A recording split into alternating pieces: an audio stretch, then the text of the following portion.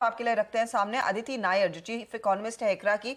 अदिति, चरणबद्ध तरीके से फेजेस में दरअसल ये इंक्रीमेंटल सीआरआर को आरबीआई हटा रहा है। इसे आप कैसे पढ़ेंगी? ये थोड़ा सा एक्सपेक्टेड था, लेकिन जस्ट इन टाइम।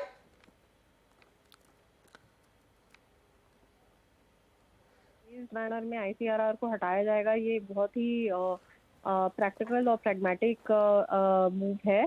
आप देखिए, जैसे हम अगले एक हफ्ते में वैसे ही एडवांस टैक्स के बीच में होंगे, तो लिक्विडिटी ही है, तो ये जो फेज रिडक्शन है ये बहुत टाइमली मैनर में सामने आएगी। और मेरे हिसाब से ये ओवरऑल जिस अभी हम इन एनी केस अगले महीने तो बिजी सीजन में स्टार्ट हो ही जाएगा क्रेडिट के लिए, तो अक्टूबर 7 तक जो बाकी फेज आउट होना है, आई थिंक ये बहुत ही एक टाइमली डिसीजन है कि इस तरह से फेजेस में आईसीआरआर को हटाया जाए।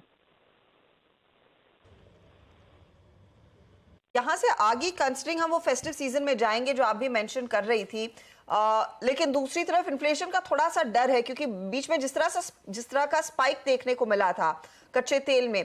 अदिति, क्या स्टांस रह सकता है आरबीआई का going forward in terms of interest rate scenario? ये तो इंक्रीमेंटल सीआरआर को वापस ले लिया गया है, लेकिन आगे का रुझान कैसे आप पढ़ रही हैं?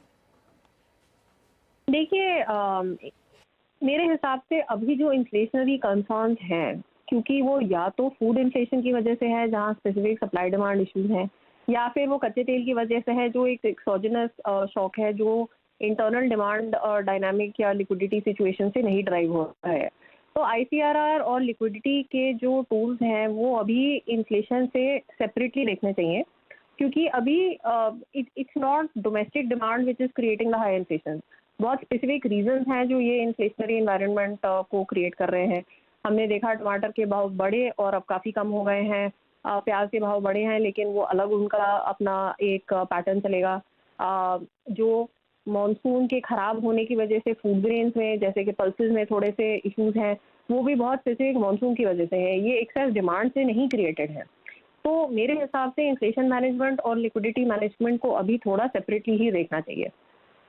बहुत बहुत शुक्रिया जुड़ने के लिए हमारे साथ। 500 पॉइंट की रैली अब बैंक निफ्टी में, और एक बार जरा बाकी के स्टॉक्स भी लेकर आई। बैंक निफ्टी कंट्रीब्यूशन देखते हैं। एसबीआई में भी अब शानदार मूव्स आ रहे हैं। एचडीएफसी बैंक हालांकि अब इंक्रीमेंटली ज़्यादा नहीं चल रहा है, क्योंकि शायद कुछ हद तक मार्केट एचडीएफसी बैंक के थ्रू इसको ऑलरेडी अप्रोच कर चुका था, लेकिन अब बैंक निफ्टी 500 पॉइंट ऊपर।